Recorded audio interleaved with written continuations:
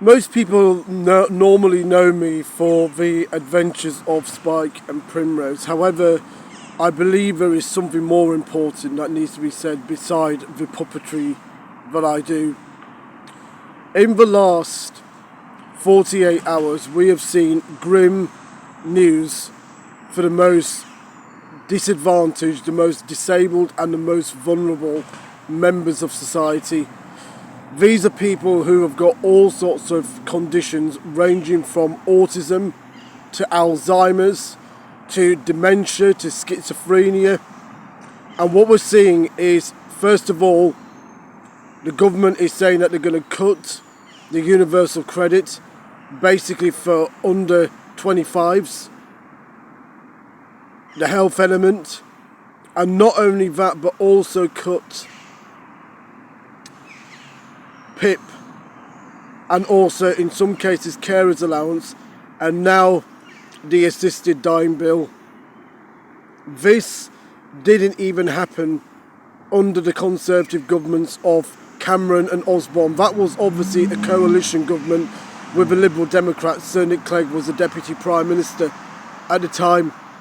And even back in those days, it was unimaginable to think that euthanasia, assisted dying, assisted suicide, some people might, like I would call it, legalised homicide, medical homicide.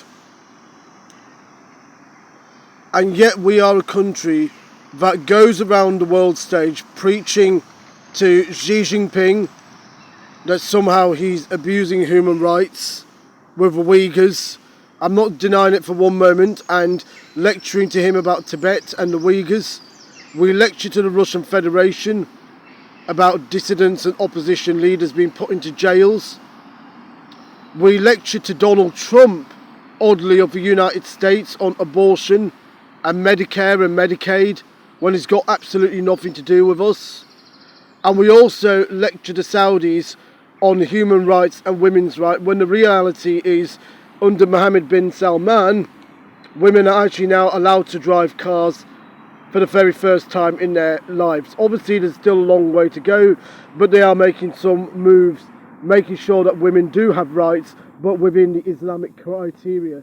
Meanwhile, this, I wouldn't even say atheist, it's an insult to atheists, this godless, bureaucratic service sector economy of the nation wants to now throw people with autism, cerebral palsy and Down syndrome into the most downtrodden, depressing and demeaning and dehumanising jobs like stacking shelves in supermarkets, as if that's going to make them well.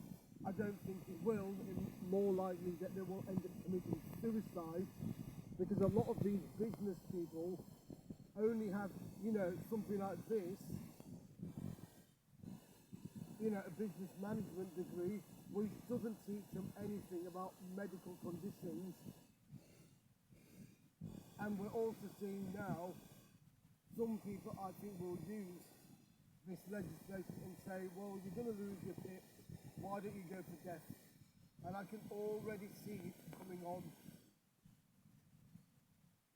This is not right. And the crooks are wrong.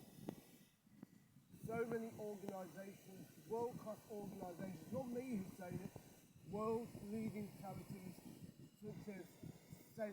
Mungo's, St. Anne's, who have a resources centre on Leeds York Road, and even a building on Woodhouse Lane. We also have the YMCA, saying that cuts to PIP will make people homeless.